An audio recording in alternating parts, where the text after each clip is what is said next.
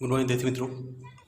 તો લાસ્ટ વિડીયોની અંદર આપણે ચેપ્ટર 5 સ્ટાર્ટ કર્યું હતું અને એની અંદર ખાસ વેગમાન સંરક્ષણના નિયમ વિશે વાત કરી હતી। એના ન્યુમેરિકલ પણ આપણે થોડા સોલ્વ કર્યા હતા। એના પછી નેક્સ્ટ આપણે કોઈપણ બિંદુનું સંતુલન કેવી રીતે મેળવી શકાય છે એની વાત કરી હતી। તો મેઇન કન્ડિશન આપણે શું મળી હતી કે એના ઉપર લાગતા બધા જ બળોનો સદિશ સરવાળો શૂન્ય થવો જોઈએ। એના પછી નેક્સ્ટ આપણે તણાવ બળની વાત કરી હતી કે દોરીમાં અથવા કોઈ તારમાં તણાવ કેમ ઉત્પન્ન થાય। તો મેઇન રીઝન શું હતું કે જ્યારે પણ કોઈ વજન અથવા તો કોઈ દળ લગાવવામાં આવે દોરીના છેડે તો દોરીની અંદર એક ખેંચાણ બળ તણાવ બળ ઉત્પન્ન થાય અને એ તણાવ બળ હંમેશા એક જ દોરીની અંદર સમાન પરંતુ પરસ્પર વિરુદ્ધ દિશામાં હોય છે। તો એ આપણે લાસ્ટ ટાઈમ સમજ્યા હતા અને એના ઉપર એક ન્યુમેરિકલ આપણે સોલ્વ કરવું છે, એક્ઝામ્પલ નંબર 6। તો ચલો એ આપણે થોડું સોલ્વ કરીએ। ઉદાહરણ નંબર 6 બરાબર, ઓકે। ઉદાહરણ 6 ની અંદર તમે જુઓ કે તમે શું એક આકૃતિ તમને આપેલી છે, બરાબર। અને આકૃતિની અંદર 6 કેજી દળના એક પદાર્થને 6 થી 2 મીટર લંબાઈના દોરડા વડે લગાવેલ છે। દોરડાનું જે મધ્ય બિંદુ છે એ 50 ન્યૂટનનું એક સમક્ષિતિજ દિશામાં દર્શાવ્યા મુજબ બળ લાગે છે। તો એક કામ કરો, ચલો આપણી પાસે એક આ સપોર્ટ છે, એક આધાર છે, દોરી કંઈક આ પ્રમાણે છે। પહેલાં આમ 1 મીટર આ બાજુ, અહીંયા પી બિંદુ છે અને એ અહીંયા 1 મીટર અહીંયા, બરાબર। અને આની નીચે તમે એમ દળનો પદાર્થ લગાવ્યો છે અને તમને એમ આપ્યું છે 6 કેજી। તમે અહીંયા એક સમક્ષિતિજ બળ પણ લગાવ્યું છે, એફ બરાબર 50 ન્યૂટનનું, બરાબર। બે દોરી આપી છે, 1 મીટર 1 મીટર, અને આ જે મધ્ય બિંદુ છે દોરીનું ત્યાં તમે બળ લગાવ્યું છે 50 ન્યૂટનનું, બરાબર। હવે એવું પૂછે છે કે ભાઈ સંતુલન સ્થિતિમાં દોરડું ઉર્ધ્વ દિશા સાથે કેટલો ખૂણો બનાવશે। મતલબ કે કામ કરો, આ લાઈનની ખેંચી આપણે, તો આ એંગલ થીટા ખૂણો બને, બરાબર, બને કે એંગલ બનશે। આપણે આ થીટા શોધવું છે, શું કરવું છે, થીટા આપણે શોધવો છે। એકદમ સિમ્પલ ન્યુમેરિકલ જો આપણે સોલ્વ કરીએ વારાફરતી। પહેલાં એક કામ કરો, પહેલાં ફરતી કન્સેપ્ટ સમજી લઈએ આપણે। આ તમારું શું છે, સપોર્ટ, આટલી ખબર પડી। આ બે દોરી, આ પહેલી દોરી છે 1 મીટરની, આ બીજી દોરી છે એ પણ 1 મીટરની। આના છેડે તમે શું લગાવ્યું છે, એક પદાર્થ લગાવ્યો છે 6 કેજીનો, અને અહીંયા તમે એક બળ આપ્યું છે 50 મીટરનું। શું કહે છે કે આ એંગલ થીટા કેટલો બનતો હશે। તો પહેલાં એક વાત કરીએ કે આ જે બ્લોક છે એના ઉપર કયા કયા બળો લાગે। જો આ બિંદુ નથી ઉપર જતું, નથી નીચે આવતું, મતલબ કે આ સંતુલિત અવસ્થાની વાત કરી રહ્યા છીએ। તો આની ઉપર કયા કયા બળો લાગશે, તો ચલો પહેલાં નીચે બળ લાગે mg, એનું વજન બળ લાગે ને, mg બળ લાગે, એનું વજન બળ નીચે હોય। હવે જો વજન બળ લાગે તો તમને ખબર છે કે દોરીની અંદર શું આવે, તણાવ બળ આવે। દોરીનો આ છેડો તમે જોશો તો અહીંયા તણાવ બળ ઉપર આવે, અને આ દોરીનો બીજા છેડે વાત કરો તો તણાવ બળ આ દિશામાં આવે। તમે સમજાવ્યું છે કે ભાઈ એક જ દોરીની અંદર તણાવ બળ વિરુદ્ધ દિશામાં હોય પરંતુ મૂલ્ય સમાન હોય। એટલે જો આ છેડાની વાત કરો તો તણાવ બળ અહીંયા આવે, અને આ છેડાની વાત કરો તો તણાવ બળ આ બાજુ આવે। ક્લિયર? આટલી વસ્તુ ખબર પડી। ચલો નામ આપવું પડશે, આને હું નામ આપું T2, તો આ પણ તણાવ બળ T2 જ આવે। ક્લિયર? અચ્છા, હવે બીજી વસ્તુ કરી, બીજા કોઈ બળ લાગશે તો કે હા, આ દોરી નીચે ખેંચાતી હોય તો આ દોરી પણ ખેંચાય, હે ને, આ દોરીની અંદર પણ તણાવ બળ ઉત્પન્ન થતું હોય, બરાબર। હવે આ તણાવ કેટલું હશે એના માટે કામ કરીએ, કારણ કે દોરી નીચે ખેંચાય છે ને આમ, તો આની અંદર તણાવ આ બાજુ લાગે, T1ની દિશા આ બાજુ આવે, આ બાજુ તણાવ બળ લાગતું હશે। ક્લિયર? તમે અહીંયા આ બાજુ બતાવી શકો છો, અહીંયા તમે આ બાજુ બતાવી શકો છો। હવે આ તણાવ બળના આપણે બે ભાગ પાડીએ। તમને ખ્યાલ છે કે ધારો કે આ સદિશ કોઈ હોય, કારણ કે તણાવ બળ, આ બળ છે, બળ સદિશ રાશિ છે, બરાબર, કોઈ આ સદિશ એ છે, બરાબર, અને આના મારે બે ભાગ કરવા છે। કેવી રીતના ભાગ કરશો, તો કે સદિશ વચ્ચે આવે એ પણ ભાગ કરવાના। ચલો એક અહીંયા કરવાનો ભાગ, એક અહીંયા ભાગ કરવાનો, ખબર પડે, એક અહીંયા એક અહીંયા।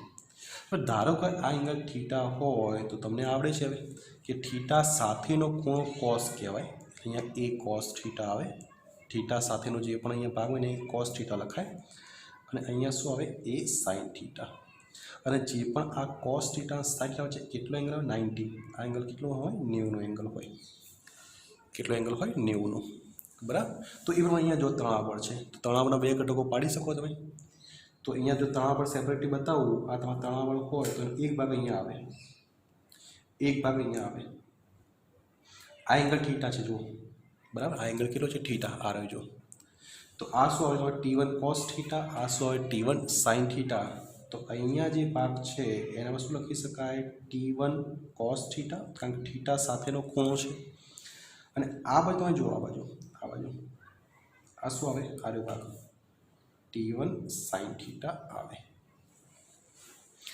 આટલી વસ્તુ ખબર પડી, બરાબર। તો એ વહી કામ કરીએ કે સંતુલિત અવસ્થામાં આ બંને જે બળો છે એને સેપરેટ બતાવીએ, આ બિંદુઓને અલગથી બતાવીએ। આને આપણે નામ આપીએ ફ્રી બોડી ડાયાગ્રામ। શું કહેવાય એને, ફ્રી બોડી ડાયાગ્રામ। આનો મતલબ તો શું નીકાળશો કે જે તે બિંદુને આપણે અલગ બતાવીને એના ઉપર લાગતા બળો, ફક્ત એના ઉપર લાગતા બળોને આપણે અલગથી બતાવી શકીએ છીએ કોઈપણ ન્યુમેરિકલને સિમ્પલ કરવા માટે। એને કહેવાય ફ્રી બોડી ડાયાગ્રામ। ફરીથી રિપીટ કરું, શું છે આ કે જે તે પદાર્થને અલગ બતાવીને એના ઉપર જ લાગતા બળોને આપણે બતાવી શકીએ ફ્રી બોડી ડાયાગ્રામની અંદર। જો ધારો કે આના ઉપર આપણે લાગતા બળોની વાત કરવી છે તો આને અલગથી બતાવીએ, ફ્રી કરી દઈએ, આને અહીંથી ફ્રી કરી દઈએ, ફ્રી બોડી કરી દઈએ, બરાબર। તો ધારો કે 6 kg મારી પાસે અહીંયા છે, આ તમારા 6 kg, બરાબર। તો ચલો હવે આના ઉપર કયા કયા બળો લાગે છે, તો જો એક તો mg નીચે લાગે દેખાય છે, અને આના ઉપર તણાવ બળ T2 ઉપર લાગે છે, બસ આ બે બળો આના ઉપર લાગે છે, mg નીચે તણાવ બળ ઉપર। આટલી વસ્તુ ખબર પડી।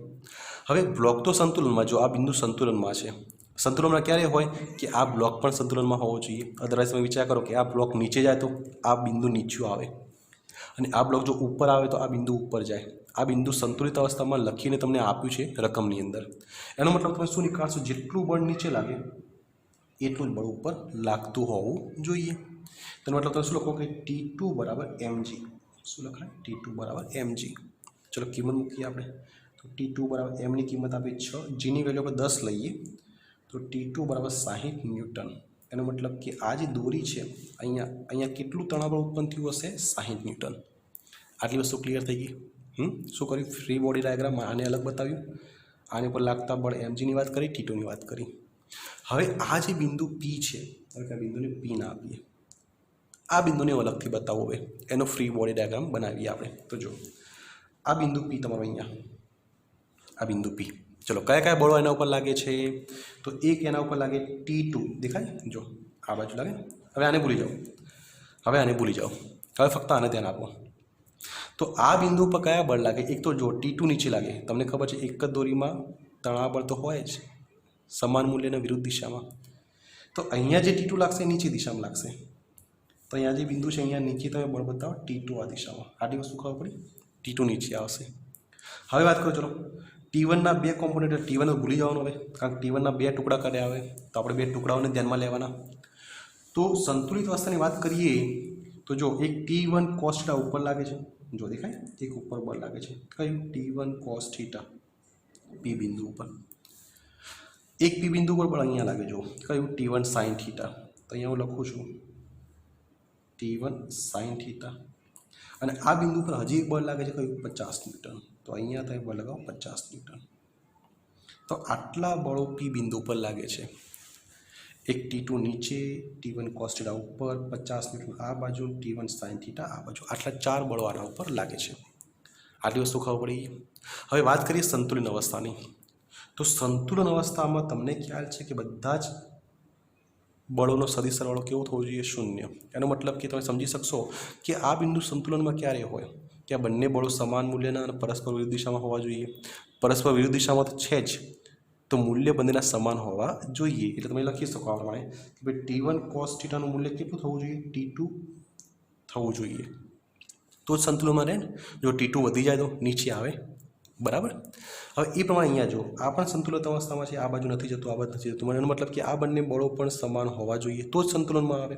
એનો મતલબ કે જેટલું મૂલ્ય T1 sin થીટાનું હશે એટલું જ મૂલ્ય 50 ન્યૂટનનું હોવું જોઈએ. દિશા તો વિરુદ્ધ છે જ, તો અને તો આ બિંદુ સંતુલનમાં રહે. આપણે છેલ્લે થીટા શોધવું છે, યાદ ધ્યાનમાં રાખજો, એટલા માટે આવું કરી રહ્યા છીએ આપણે. હવે કામ કરો, બંનેને ભાગાકાર લઈ લો, ચલો બંનેને ભાગી દઈએ આપણે. તો T1 કેન્સલ, સાઇન અપોન કોસને લખાય ટેન થીટા. જો 50 તો એમને હતા. T2ની કિંમત આપણે મેળવી છે કેટલી? 60. લખી શકાય 60. તો 0 કેન્સલ થાય તો અહીંયા શું આવે? 5/6. એનો મતલબ કે sign upon cos ten theta બરાબર કેટલા આવે? 5/6. તો થીટા કેટલા લખાય? 10ને નીચે લાવો અને પછી ઉપર લઈ જાઓ એટલે ઇન્વર્સ થાય. તો થીટા બરાબર લખાય 10 ઇન્વર્સ 5/6. શું લખાય? 10 ઇન્વર્સ 5/6. 5/6ની વેલ્યુ કંઈક આવે 0.8 આવશે. 0.8. તમને ખ્યાલ છે 0.8ની વેલ્યુ કેટલી હોય? લોગ ટેબલની અંદર જોવી પડે, બરાબર. જો તમને ના આવડતું તો વાંધો નહીં, તમને શીખવાડીશ. કેમિસ્ટ્રીની અંદર લોગ ટેબલ તમને સાહેબ જોતા શીખવાડશે, અને જો ના શીખવાડે વાંધો નહીં, હું તમને શીખવાડીશ ગમે ત્યારે તમે અહીંયા આવશો ત્યારે. હાલ આપણે આની આન્સર લખીએ છીએ કે લોગ ટેબલ તમે જોશો તો આન્સર આવશે 40 ડિગ્રી. થીટા કેટલા? 40 ડિગ્રી. તો આન્સર તમને મળી ગયો કે ભાઈ અહીંયા એંગલ કેટલો બની રહ્યો છે? 40 ડિગ્રીનો એંગલ બની રહ્યો છે. તો આપણો આન્સર આવી ગયો. તો આ મેથડથી તમે આ ન્યુમેરિકલ સોલ્વ કરી શકશો. ચલો, ક્લિયર છે? ઓકે. હવે નેક્સ્ટ આજનો એક બીજો પોઈન્ટ લેવો છે ઘર્ષણ બળ વિશે. નેક્સ્ટ પોઈન્ટ આપણે લઈએ ઘર્ષણ બળ. તો ચલો, કયા પોઈન્ટ આપણે કમ્પ્લીટ કર્યા? એક તો વેગમાનનો સંરક્ષણનો નિયમ જોયું આપણે, એના પછી કોઈપણ બિંદુ સંતુલનમાં હોય એની કન્ડિશન જોઈએ આપણે, તણાવ બળનો કન્સેપ્ટ સમજ્યા, ફ્રી બોડી ડાયાગ્રામનો કન્સેપ્ટ સમજ્યા, અને એના ઉપરનો ન્યુમેરિકલ આપણે સોલ્વ કર્યા. હવે નેક્સ્ટ પોઈન્ટ છે ઘર્ષણ બળ એટલે શું? ઘર્ષણ બળના પ્રકાર તમે સમજાવો. તો વિદ્યાર્થી મિત્રો, ઘર્ષણ બળ તમને ક્યાં જોવા મળે? તો જ્યારે પણ બે સપાટી ભેગી થાય, કોઈ પણ બે પદાર્થની બે સપાટી ભેગી થાય તો એ સપાટી આગળ તમને ઘર્ષણ જોવા મળે. એક એક્ઝામ્પલ સિમ્પલ તમને બતાવું કે ધારો કે આપણી પાસે એક રસ્તો છે, અથવા તો આપણી પાસે આ રેફરન્સ છે, આની ઉપર એક બ્લોક પડી રહ્યો છે, આ છે. તો જો અહીંયા બે તમને સરફેસ મળે, બે સપાટીઓ મળે. એક આની સપાટી મળે, બરાબર, અને એક આની પણ સપાટી હશે, આ બ્લોકની પણ સપાટી હશે, બરાબર. હવે ધારો કે આ સ્ટેશનરી છે, બરાબર. તો કોઈ પણ પદાર્થ ત્યાં સ્ટેશનરી ક્યારે રહી શકે? ઘર્ષણ બળના કારણે. જો ઘર્ષણ બળ ના હોય તો ત્યાંથી શું? એ લપસી જાય, બરાબર. તમે જોયું હશે ઘણીવાર. ઘર્ષણ બળ એકદમ સિમ્પલ કન્સેપ્ટ છે કે ઘર્ષણ બળના ઘણા ફાયદા છે, ઘણા ગેરફાયદા છે. ઘર્ષણ બળના કારણે આપણે ચાલી શકીએ. તમને ખ્યાલ છે કે જ્યારે પણ આપણે ચાલતા હોઈએ ત્યારે, કે જ્યારે આપણે ચાલતા હોય ત્યારે જે આપણી ચપ્પલની જે સપાટી નીચેની સપાટી હોય, બૂટની હોય, ચપ્પલની હોય, બરાબર, એ સપાટી અને જે આપણે જમીન ઉપર ચાલીએ છીએ એ સપાટી, તો એ સપાટી બંને કોન્ટેક્ટમાં આવે. અને જો એ કોન્ટેક્ટમાં હોય તો મતલબ કે એ બંને સપાટીઓ વચ્ચે ઘર્ષણ બળ ઉત્પન્ન થતું હોય, જેના કારણે આપણે ચાલી શકીએ છીએ.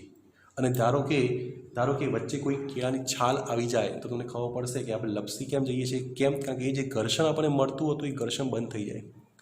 બરાબર. કેળાની છાલ પર આપણે ચાલતા હોય, ખ્યાલ ના હોય, વચ્ચે આપણે કેળાની છાલ નીચે આવી ગઈ તો કેમ લપસી જઈએ છીએ? કારણ કે અત્યાર સુધી આપણે ચાલતા હતા એનું કારણ હતું ઘર્ષણ બળ. અને જે કેળાની છાલ છે શું કરે છે? એ ઘર્ષણ બળને કાઢી નાખે છે, સપાટી લીસી બનાવી દે છે. લીસી સપાટી ઉપર ચાલી શકતા નથી, બરાબર. આઈસ સ્કેટિંગ, ફોર એક્ઝામ્પલ તમે આઈસની વાત કરો તો આઈસ ઉપર તમે ચાલતા હો કેમ લપસી જાઓ છો? ચપ્પલ પહેરીને ચાલવાનું તમે ટ્રાય કરો કે આ બરફ છે અને બરફ ઉપર ચપ્પલ પહેરીને જવાનું, બરાબર છે, ચાલી શકશો? નહીં ચાલી શકો. કેમ? કારણ કે એ બે સપાટી, જે બરફની સપાટી છે અને તમારી ચપ્પલની સપાટી છે, એમની વચ્ચે ઘર્ષણ બળ મળતું નથી. અને એના કારણે આપણે એ જે લીસી સપાટી છે એના ઉપર ચાલી શકતા નથી, સ્લીપ થઈ જઈએ છીએ, આપણે લપસી જઈએ છીએ. તો મેઇન એડવાન્ટેજ ઘર્ષણ બળનો શું છે કે આપણે ચાલી શકીએ છીએ. પછી વાત કરો વ્હીકલની. જે કેટલા પણ તમે વ્હીકલ જુઓ છો એ કેમ ચાલી રહ્યા છે?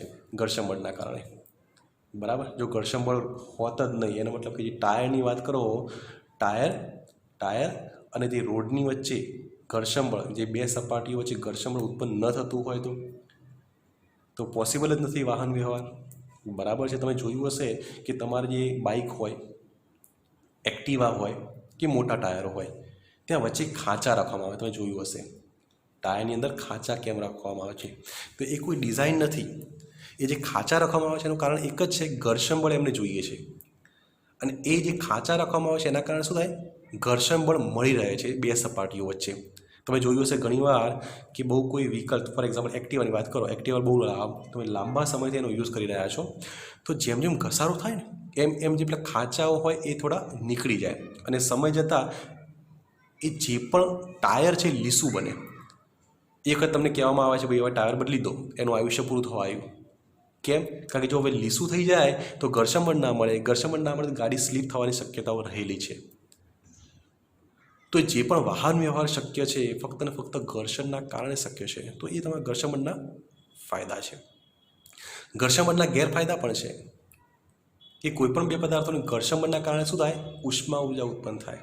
તમે જોયું હશે, બરાબર છે, કે જ્યારે પણ બે પદાર્થોને ઘસવામાં આવે ને તો ઘર્ષણના કારણે શું થાય? એ બંને પદાર્થ ગરમ થઈ જતા હોય છે. એક સિમ્પલ એક્ઝામ્પલ આપું, તમે શિયાળાની અંદર તમે ઘણીવાર મેં બી કરેલું હશે આ પ્રકારનો પ્રયોગ તમે, કે સવારે વહેલા ઉઠાને ઠંડીમાં તમે શું કરો? બે હાથને ઘસો છો શિયાળાની અંદર, બરાબર? તો કેમ બે હાથ ગરમ થઈ ગયા? કારણ કે બંને જે શું થયું? ઘર્ષણ થયું. અને ઘર્ષણના કારણે હંમેશા કઈ ઉર્જા ઉત્પન્ન થાય? ઉષ્મા ઉર્જા ઉત્પન્ન થાય, બરાબર? તમે એ પણ જોયું હશે ઘણીવાર ટાયર ગરમ થઈ જતા હોય છે. તમે અમુક મુસાફરી કરો અને લાંબા સમય તમે ગાડી ચલાવો તો ઘણી વખત બનતા હોય કે ટાયર ગરમ થઈ જતા હોય. પણ જો કે અત્યારે તો એવી તમે ટેકનોલોજી યુઝ કરતા હોય છો, ટાયર ફેબ્રિકેટ કરતા હોય ત્યારે કે ગરમ ના થાય, ફાટી ન જાય. પણ અમુક ટાયરોની જો ગુણવત્તા ઓછી હોય તો તમે જોતા ફાટી જાય છે, ગરમ થઈ જાય છે. એ ગરમ થવાનું મેઇન કારણ શું છે? ઘર્ષણ બળ, બરાબર? તો એના ગેરફાયદા પણ છે, ફાયદા પણ છે, બરાબર છે? તો આપણે એનો થોડો કન્સેપ્ટ સમજો ઘર્ષણ બળનો. ચલો ફરીથી રિપીટ કરીએ. ઘર્ષણ બળ શું છે? બે સપાટીઓ વચ્ચે લાગતું બળ છે. ક્લિયર? અચ્છા, હવે કોઈ પણ ઘર્ષણ બળની વાત કરો, બરાબર છે, કોઈ પણ પદાર્થની વાત કરો કે જે આના કોન્ટેક્ટમાં હોય ત્યારે એની પાસે બે પ્રકારના બળો રહેલા હોય. એક આપણે કહીશું લંબ બળ કહીશું. શું કહીશું? લંબ બળ. લંબ બળ અથવા એને કહેવાય લંબ પ્રતિક્રિયા બળ. લખું અહીંયા લંબ પ્રતિક્રિયા બળ, જેને આપણે એન કહેતા હોઈએ, અને એ સપાટીને હંમેશા લંબ હોય. તો જો આ બંને સપાટી અહીંયા ભેગી થાય છે તો અહીંયા એક લંબ બળ લાગે ઉપર, બરાબર? સંપર્કમાં આવે ત્યારે એકચ્યુઅલી આને સંપર્ક બળ તમે કહેશો. જ્યારે બે પદાર્થો સંપર્કમાં આવે તો શું લાગે? સંપર્ક બળ લાગે. અને આ સંપર્ક બળના બે પ્રકાર છે. એક લંબ બળ, જેને આપણે એન કહીશું, અને બીજો હોય ઘર્ષણ બળ. ઘર્ષણ બળ, જેને આપણે એફ કહીશું. તો જ્યારે પણ કોઈ પદાર્થ બીજા પદાર્થ સાથે સંપર્કમાં આવે છે તો જે સંપર્ક સપાટીઓ હોય ત્યાં બે પ્રકારના બળો જોવા મળે સામાન્ય રીતે. એક લંબ બળ જોવા મળે અને બીજું કયું જોવા મળે? ઘર્ષણ બળ.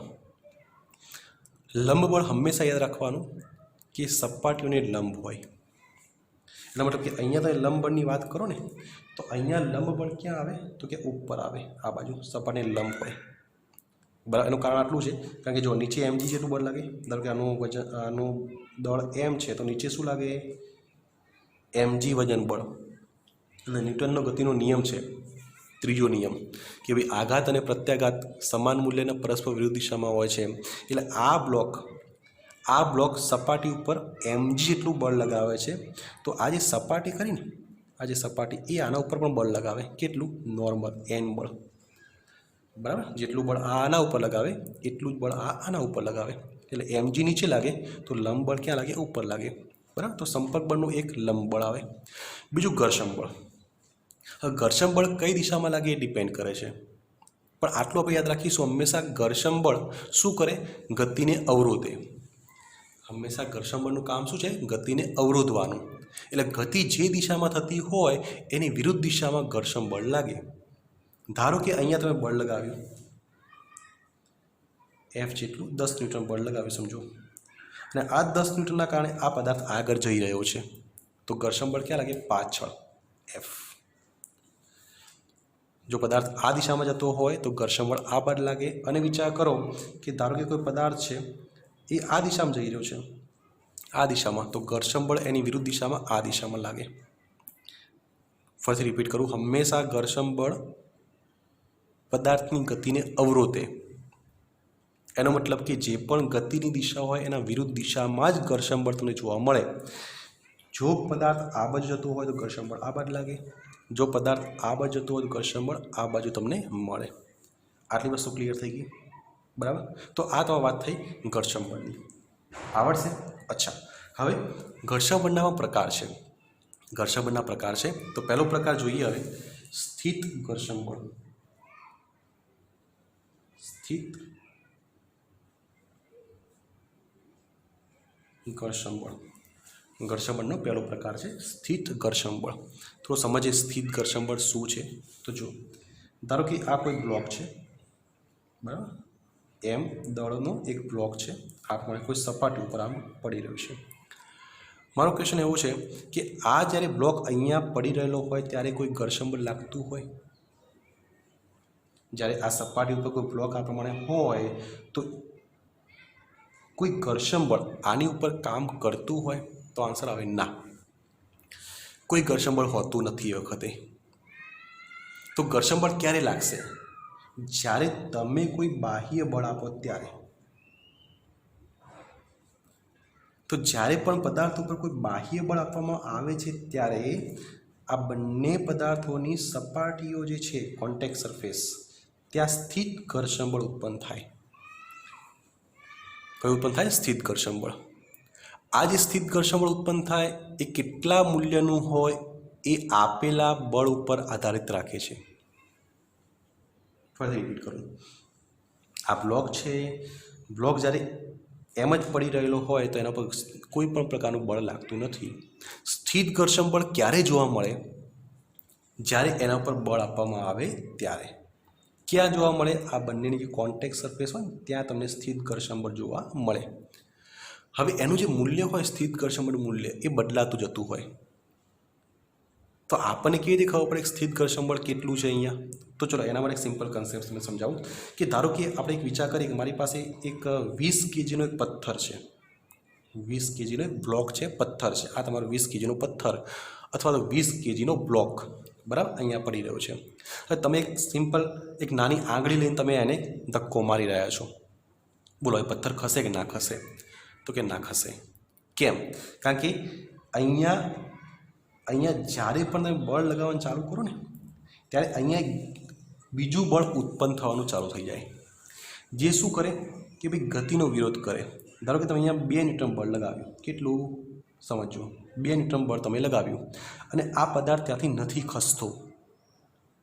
એનો મતલબ તમે શું નીકાળશો કે ભાઈ અહીંયા કોઈ બીજું 2 ન્યૂટન બળ લાગતું હોવું જોઈએ, હે ને? તો જ ના ખસે ને, કારણ કે બરાબર સમા મૂલ્ય પરસ્પર વિરુદ્ધ દિશા, તો મતલબ એ અસર કેન્સલ થઈ જાય, સ્થિર રહે. તમે આ પથ્થરને ખસેડવા માગો છો, તમે 2 ન્યૂટન બળ આપ્યું પણ પથ્થર નથી ખસતો, તેનો મતલબ કે અહીંયા પણ કોઈ 2 ન્યૂટન બળ આપેલું હશે અને એ કોણ આપે છે? આ સ્થિત ઘર્ષણ બળ. કેટલું બળ આવ્યું? 2 ન્યૂટન બળ. કઈ દિશામાં હશે? તો કે તમે આને આ બાર લઈ જવાનું ટ્રાય કરી રહ્યા છો તો સ્થિત ઘર્ષણ બળ આ દિશામાં લાગતું હશે, વિરુદ્ધ દિશામાં, બરાબર. હવે તમે બળનું મૂલ્ય વધાર્યું, 4 ન્યૂટન કર્યું, કેટલું? 4. તો અહીંયા આ પદાર્થ ધારો કે હજી પણ ત્યાંથી ખસતો નથી, તો મતલબ કે અહીંયા પણ તમે સમજી શકો કે અહીંયા પણ 4 ન્યૂટન બળ એ સમય લાગતું હશે. કોણ આપે? સ્થિત ઘર્ષણ બળ આપે, બરાબર. તો હવે જો અહીંયા બળ કેટલું થઈ ગયું? 4 ન્યૂટન થઈ ગયું. તમે કંટાળીને 10 ન્યૂટન બળ આપ્યું પણ જોયું કે આ બ્લોક હજી પણ ત્યાંથી ખસતો નથી. એનો મતલબ તમે શું નીકાળશો? અહીંયા તમે 10 ન્યૂટન આપ્યું છે તો અહીંયા પણ 10 ન્યૂટન મળતું હોવું જોઈએ. આ 10 ન્યૂટન બળ તમને કોણ આપે છે? આ સ્થિત ઘર્ષણ બળ આપે છે. એનો મતલબ કે હવે જે અહીંયા 2 સપાટીઓ વચ્ચે આ દિશામાં બળ લાગતું હશે, હવે કેટલું હશે? 10 ન્યૂટન. તો તમે જુઓ કે સ્થિત ઘર્ષણની વેલ્યુ બદલાઈ રહી છે. પહેલાં 2 ન્યૂટન હતી, તમે બળ વધાર્યું તો વધી ગયું 4 ન્યૂટન થઈ ગયું. તમે બળ વધાર્યું, અહીંયા 10 ન્યૂટન થઈ ગયું. ખબર પડી? પરંતુ તમે જેવું હવે 11 ન્યૂટન બળ આપ્યું, જેવું તમે 11 ન્યૂટન બળ તમે આપ્યું તો આ બ્લોક હવે ગતિમાં આવ્યો, આ બ્લોક આગળ આવ્યો. તો મતલબ હવે ઘર્ષણ બળ લાગતું હતું પણ હવે એ એને રોકી નહીં શકે. તમને ખબર છે કે ભાઈ પથ્થર ભલે 20 kgનો હોય, તમે એને આગળ ધક્કો મારી લઈ જઈ શકો છો ખરા, પણ તમે બળ વધારે આપવું પડશે. તો અમુક બળ સુધી ઘર્ષણ બળ એનો વિરોધ કરશે. અહીંયા કર્યું ને 10 ન્યૂટન બળ સુધી એને વિરોધ કર્યો, પણ જેવું 11 ન્યૂટન તમે કર્યું તો આ બ્લોક આગળ આવ્યો. તો મતલબ જે આ જે 10 ન્યૂટન છે એને કહેવાય મહત્તમ, એને શું કહેવાય? મહત્તમ સ્થિત ઘર્ષણ બળ. આને શું કહેવાય? મહત્તમ સ્થિત ઘર્ષણ બળ. મતલબ કે આ બ્લોક વધુમાં વધુ કેટલું ઘર્ષણ બળ, સ્થિત ઘર્ષણ બળ કેટલું આપી શકે છે? 10 ન્યૂટન. કેમ? જો 2 ન્યૂટન આપો તો આગળ નહીં જાય, 4 આપો તો આગળ નહીં જાય, 10 સુધી આગળ જતું નથી. એનો મતલબ કે અહીંયા 10 ન્યૂટન બળ તમને અહીંથી મળી રહે છે. પણ જેવું તમે 11 ન્યૂટન બળ આપશો તો એ આગળ જાય છે. તો મહત્તમ આ જે બે કોન્ટેક્ટ સરફેસ છે એ કેટલું ઘર્ષણ બળ ઉત્પન્ન કરી શકે છે? 10 ન્યૂટન. તો 10 ન્યૂટન કહેવાય મહત્તમ સ્થિત ઘર્ષણ બળ. ખબર પડી? આવડશે? અચ્છા, આને બીજું પણ નામ, આને કહેવાય લિમિટિંગ ફ્રિક્શન કહેવાય. લિમિટિંગ ફ્રિક્શન એ બીજું પણ નામ છે. શું? લિમિટિંગ. ગયા આને લિમિટિંગ, ઇંગ્લિશમાં લિમિટિંગ ફ્રિક્શન પણ કહેવામાં આવે છે કે આટલે સુધી લિમિટ, આ જે પણ ફ્રિક્શન બળ છે આટલે સુધી લિમિટ છે, આટલે સુધી બળ મળશે, પણ તમે 11 કરશો તો આગળ મળશે નહીં. ક્લિયર થાય છે? બરાબર. ચલો હજી એક તમને સમજાવું. ધારો કે આ બ્લોક છે, બરાબર, અહીંયા કોઈ દળ છે, તમે 10 ન્યૂટન બળ આપ્યું પણ હવે આ બ્લોક આગળ નથી જતો. તેનો મતલબ કે અહીંયા સ્થિત ઘર્ષણ બળ બોલો, ચલો કેટલું આવશે? 10 ન્યૂટન. તમે 20 ન્યૂટન આપ્યું તો પણ એ આગળ નથી જતું, તો બોલો હવે સ્થિત ઘર્ષણ બળ કેટલું થયું હશે? 20 ન્યૂટન. તમે 30 ન્યૂટન બળ કર્યું તો પણ એ આગળ નથી જતું, મતલબ શું નીકાળશો કે અહીંયા સ્થિત ઘર્ષણ બળ કેટલું થયું? 30 ન્યૂટન. પણ તમે જેવું 31 ન્યૂટન કર્યું એ આગળ ગયું. તો બોલો ક્વેશ્ચન મારો એવો છે કે ભાઈ મહત્તમ સ્થિત ઘર્ષણ બળ આ કેસમાં કેટલું? 30 ન્યૂટન. જેને શું કહેવાય? Limiting friction. 30 ન્યૂટન સુધી આ ફ્રિક્શન કામ કરશે. જેવું 31 ન્યૂટન તમે આપશો તો બ્લોક આગળ જશે. એનો મતલબ કે હવે ફ્રિક્શન એને રોકી શકતું નથી. ક્લિયર? તો આ કન્સેપ્ટ છે સ્થિત ઘર્ષણ બળ. કન્સેપ્ટ ખબર પડી? હવે આપણે ઇક્વેશન ઉપર, ફિઝિક્સ તો આપણે ઇક્વેશન ઉપર આધારિત છે, તો હવે ઇક્વેશનની વાત કરીએ કે સ્થિત ઘર્ષણ બળ કેવી રીતે શોધી શકાય. તો જુઓ જરા, જે પણ સ્થિત ઘર્ષણ બળ હોય એ કોના ઉપર આધાર રાખે? એ આધાર રાખે લંબ બળ ઉપર આધાર રાખે. સ્થિત ઘર્ષણ બળ કોના ઉપર રાખે? આધાર રાખે લંબ બળ ઉપર આધાર રાખે છે. અહીંયા તમે સમજી શકશો કે અહીંયા mg ક્યાં લાગે? નીચે. તો લંબ બળ ક્યાં લાગે? ઉપર લાગે, હે ને? mg નીચે લાગે, લંબ બળ ક્યાં લાગે? હંમેશા સપાટીને લંબ રૂપે હોય, તો લંબ બળ ક્યાં લાગે? ઉપર લાગે. અહીંયા પણ એવું છે ને, અહીંયા mg નીચે લાગે તો લંબ બળ ક્યાં લાગે? સરફેસને લંબ, મતલબ કે આ બાજુ, આમ નોર્મલ ફોર્સ અહીંયા લાગે. તો જે પણ ફ્રિક્શન ફોર્સ એ નોર્મલ ઉપર આધાર રાખતું હોય. હવે તમને ખબર છે કે ભાઈ અહીંયા વર્ટિકલ દિશામાં, સિરોલમ દિશામાં તો કોઈ ગતિ થવાની છે નહીં, આ બ્લોક ઉપર તો જવાનો છે નહીં, આ બ્લોક નીચે પણ નથી આવવાનો. તો એની જગ્યાએ તમે શું લખી શકો? mg લખી શકો. શું લખી શકાય? mg લખી શકાય છે. કેમ? કારણ કે બ્લોક તો આગળ જવાનું ને, બ્લોક થોડી ના ઉપર જવાનો છે. એટલે મતલબ કે જે ઉપર બળ લાગે એટલું જ નીચે બળ લાગતું હશે. તો સંતુલિત અવસ્થામાં n બરાબર mg લખી શકાતું હોય છે. હવે અહીંયા પાછા આવીએ, આને દૂર કરીએ તો કોઈક અચળાંક મૂકવો પડે. તો fs બરાબર, અહીંયા આપણે અચળાંક મૂકવાનો મ્યુએસ. શું વંચાય? Mu s into n. અને મ્યુએસને તમે શું કહેશો? તો એને કહેવાય સ્થિત ઘર્ષણ આંક. શું કહેવાય ને? સ્થિત ઘર્ષણ આંક કહેવામાં આવે છે. મ્યુએસને શું કહેવાય? સ્થિત ઘર્ષણ આંક. અને જે તે સપાટી માટે એનું મૂલ્ય તમને ન્યુમેરિકલની અંદર આપેલું હશે. 0.1 હોઈ શકે, 0.2 હોઈ શકે, 0.3 હોઈ શકે. તો મ્યુએસ કહેવાય સ્થિત ઘર્ષણ આંક કહેવામાં આવે છે. બરાબર. અચ્છા, હવે એની જગ્યાએ આપણે mg લખી શકીએ છીએ. તો લખો ચલો. તો fs ઇક્વલ્સ ટુ શું લખાય? Mu s into mg. તો બસ આ જ ઇક્વેશન આવ્યું એ તમે કોનું ઇક્વેશન આવ્યું? સ્થિત ઘર્ષણ બળનું ઇક્વેશન આવ્યું. બરાબર. આવડશે? અચ્છા, એક ન્યુમેરિકલ લઈ લઈએ. ચલો આના ઉપર એક એમસીક્યુ લઈએ. ધારો કે કોઈ બ્લોક છે, આનું દળ છે 1 kg. બરાબર. તમે બળ આપ્યું છે F બરાબર 10 ન્યૂટન. જે બંને સપાટી વચ્ચેનો ઘર્ષણ આંક છે અહીંયા મ્યુએસ બરાબર 0.1. તો ક્વેશ્ચન છે ભાઈ એફએસ શોધો, સ્થિત ઘર્ષણ આંક શોધો. ચલો, બ્લોક ઉપર એક બળ નીચે લાગે mg, લંબ બળ ક્યાં લાગે? ઉપર n. એફએસ શોધવા માટે ઇક્વેશન શું છે? Mu s into n. એનની જગ્યાએ તમે શું લખી શકો? mg. તો એફએસની જગ્યાએ શું આવે?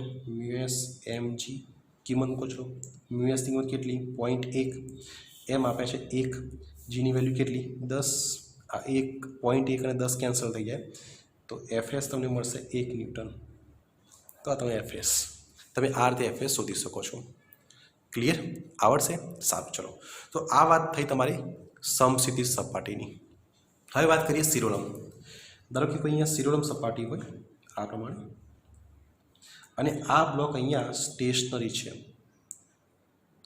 હવે આ સંતુલિત અવસ્થામાં ક્યારે રહી શકે તો ધારો કે મારે અહીંયા કોઈ બળ આપવું જ પડે ના આપો તો રહે જ નહીં ફોર એક્ઝામ્પલ સંતુલિત અવસ્થા વાત કરો ધારો કે અહીંયા દિવાલ છે અને આ બ્લોકને આપણે અહીંયા પકડી રાખવો છે તો મારે એક બળ તો આપવું જ પડશે કયું બળ normal force sorry applied force બહારથી તમારે હાથ વડે એને પકડી રાખવું પડશે બરાબર તો આ બળ તો તમારે આપવું જ પડે અહીંયા તો સપાટી આને કયું બળ આપશે લંબ બળ આપશે તો તમે અહીંયા બળ આ બાજુ આપશો લંબ બળ તમને અહીંયા મળશે આ બે બળો લાગશે બીજી કોઈ બળ લાગશે અહીંયા હા આનું વજન હશે કારણ કે એમ દળ હોય તો વજન બળ ક્યાં લાગે mg નીચી દિશામાં લાગે અને તમને ખબર છે કે ભાઈ જો તમે આ બળ છોડી દો તમે ના આપો આ બળને બરાબર તમે અહીંથી હાથ લઈ લો તો આ બ્લોક ક્યાં આવે નીચે આવે તો નીચે આવે તો ઘર્ષણ બળ ક્યાં લાગે ઉપર દિશામાં લાગે તો મતલબ કે ઘર્ષણ બળને એફ વડે દર્શાવે સ્મોલ એફ વડે તો ઘર્ષણ બળની દિશા ઉપર હશે તો સંતુલિત અવસ્થામાં કયા કયા બળો